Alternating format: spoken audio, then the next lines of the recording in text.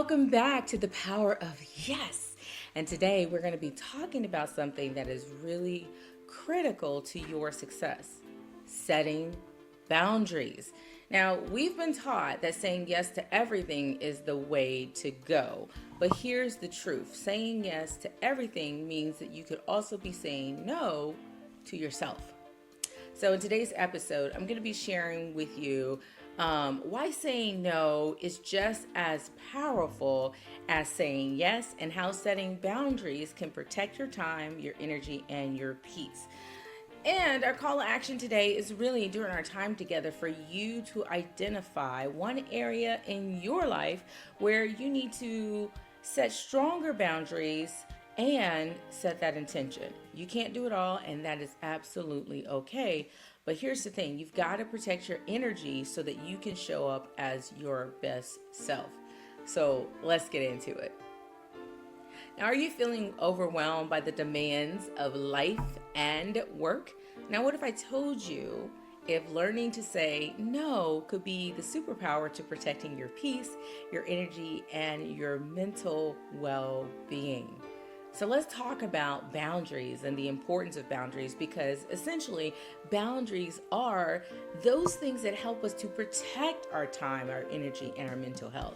When we think about boundaries, they create that healthy separation between you and all of those external demands. You know, if you're a mom, you got to go pick up the kids, you got to cook the dinner, you got to do all the things. And so boundaries help you to navigate all of those things between you and all of the commitments that you have on your plate. They allow you to prioritize what truly matters and protect your well-being. And a lot of times we don't set boundaries because we want to make sure that everything is taken care of. And here's the thing: if you don't set boundaries, you wind up depleting yourself, and you cannot serve from an empty cup or an empty vessel. So I think it's so important for us to recognize that boundaries are a good thing. So listen, you don't have to feel guilty about setting those boundaries. And I want you to think about this. Do you have clear boundaries in your life? Take a moment and think about that. Do you have clear boundaries in your life? And then I want you to also consider, how do they affect your mental and emotional health? Because if you're feeling overwhelmed, if you're feeling like you don't have control, or you're feeling flustered, or you're at your wit's end time and time again, it could be that you haven't established good boundaries. So when we think about boundaries, they are clear limits, that set and maintain healthy relationships between you and yourself and others. They're not walls, right? But there are guidelines to help establish what is acceptable and what is not. And most of us, if we are good at setting boundaries, we are going to have what we call non-negotiables. I have non-negotiables in my life, right? And so what about you? Do you have things that you're just not going to negotiate? That's actually a boundary that you've established for yourself. They help you to create space for personal growth and for self-care. Think about that for a moment. And then while you're doing that, what is a healthy boundary for you? What are the areas in your life that lack those clear boundaries? And how can you navigate that? I know when I first got married to George, I was a single mom before I got married to George. And so I already had my routines. Danielle and I, we already had our routine. She was really young at the time. And I always had a high sense of responsibility to my family overall. So when my mom or my dad would ask me to do specific things, I'm like, yes, I'm going to do it. Yes, I'm going to do it. Yes, I'm going to do it. But then when I got married, I couldn't juggle all of those things, right? I couldn't do all the things for them and do all the things for Daniela and myself and for my husband and our additional two children that we had. So it was 3 kids all together, me and George and my mom and my dad, and all of the other requirements from church and work and all the things. And so I felt overwhelmed. And I remembered the first time that I started establishing these boundaries, and I had this conversation with my mom, and she was asking me if I could do something for her, and I was just like, let me see if I'm able to do this. I'm not really sure if I'm going to be able to do this week. I think I asked her a question like, when do you need it by? And of course, it was, tomorrow or today. But I knew I already had a lot of things on my plate. And so I was graciously trying to say no without saying no. And she caught me like in the middle of it. She was like, "Are you telling me no?" And I was like, yes. And it took a moment, right? We had to have this moment where there was this me feeling okay and not feeling guilty about having to say no, and her giving me the space to be able to say no so that I'm not feeling overwhelmed or bogged down by all the things that I have in my life. So I share that to share with you that establishing these boundaries are not necessarily going to be easy initially, but I don't regret it. I don't regret establishing those boundaries because they give me the opportunity to show up as my best self in most cases. Now, I'm not saying I got it perfect, but it's a progress, right? This is a work in progress. So I want to emphasize how setting boundaries can help you to prevent burnout, increase productivity, and protect your emotional well-being. In that example, there were about, I would say maybe it's about a week or two, and maybe it was a month or two. I don't know. It was so long ago because it was in my early 20s at the time, and I'm definitely not there anymore. Okay, so I know I might look like it, but no, I'm not there no more. And I had a moment where I missed a step. We were in church, and I was walking up to I was walking down the steps from doing something, and I missed a step. And I had been doing so much. I've been going left and right and just doing all the things. And I knew that I was extremely tired and extremely just had a lot of things on my plate. And I missed a step and I fell. And my husband, he got up, he grabbed me, he picked me up, and we kept moving forward. But in that moment, I realized I was tired. I was exhausted. And I was not in a good space. My emotional well-being was not being cared for. My physical well-being wasn't being cared for. And so I was overcommitted. I had said that I was going to do so many things and was showing up in all these different places, burning the candlestick at both ends, as we say, in order to make sure I was taking care of everyone else and saying yes to everyone else, but definitely saying no to myself. And so boundaries allow us to manage stress by giving us control over our time and our energy. But the key thing is you've got to participate in that process. You have to establish those boundaries to ensure that you're not overextending yourself and really putting yourself in a place to where you have those emotional breakdowns.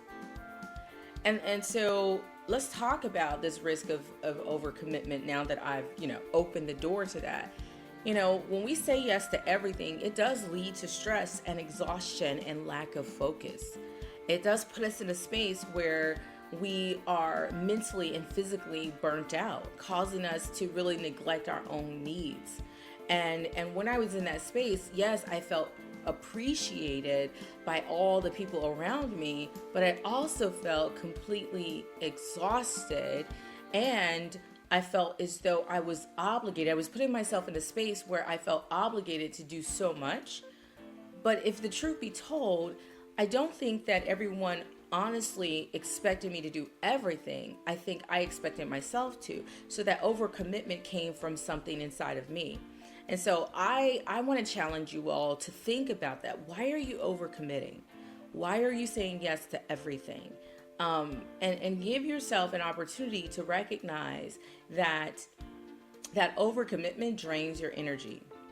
And if it's draining your energy, it leaves you little focus for what really matters most in your life. And so if that is the case for you, how can you just take a moment to reset yourself?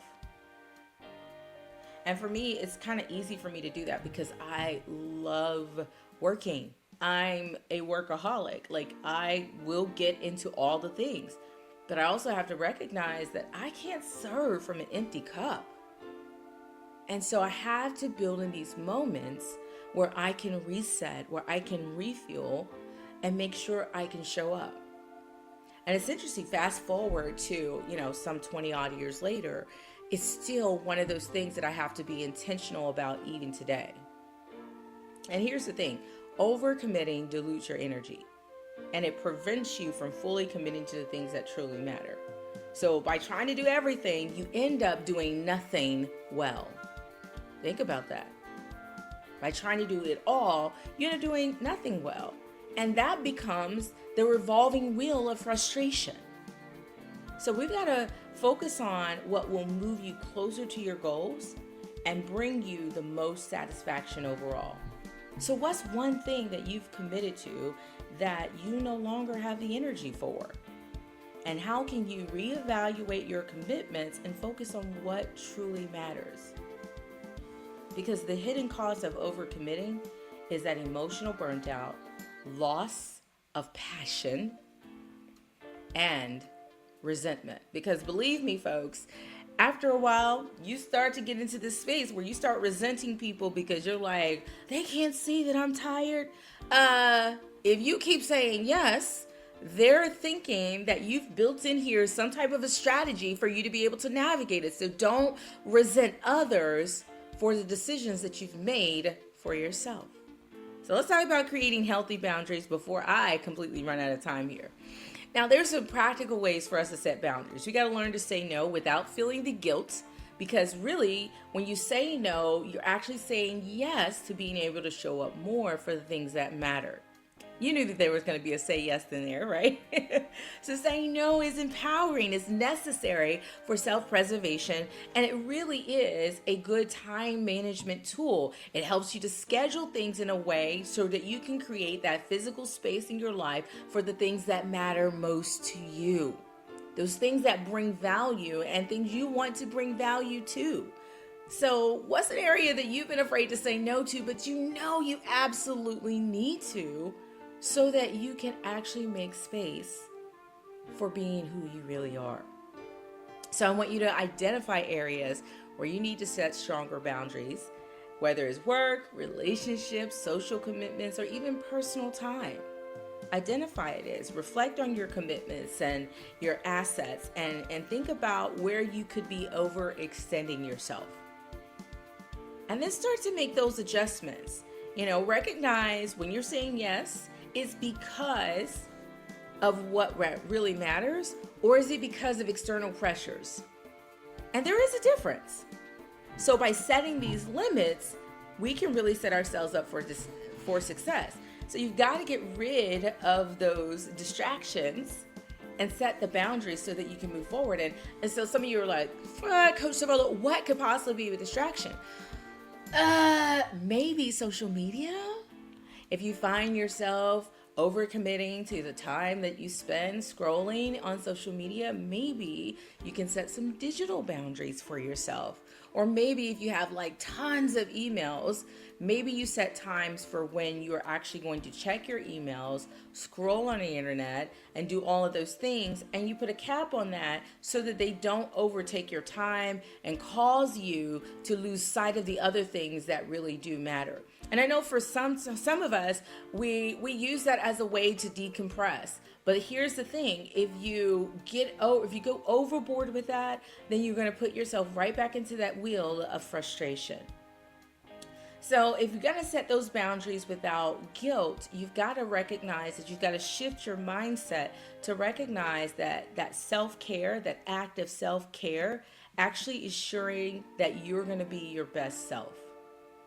And that has to be a priority for you. Being who you were created to be at 100%, not that you're going to be able to do it at 100% of the time, but more often than not, being your best self should be a priority for you and for all of us. So boundaries shows us that respect for ourselves and respect for our time, your time, and you can set the limits for that. So saying no doesn't mean that you don't care. It actually means that you do care, but you want to prioritize where you're spending your time and how you're diverting your attention to your responsibilities. So I want you to practice saying no with respect and offer alternative solutions if it's appropriate on this journey. All right, everyone. I think that's all the time that we have for today. Thank you all for joining me, and I can't wait for our next session as we go deeper into this concept.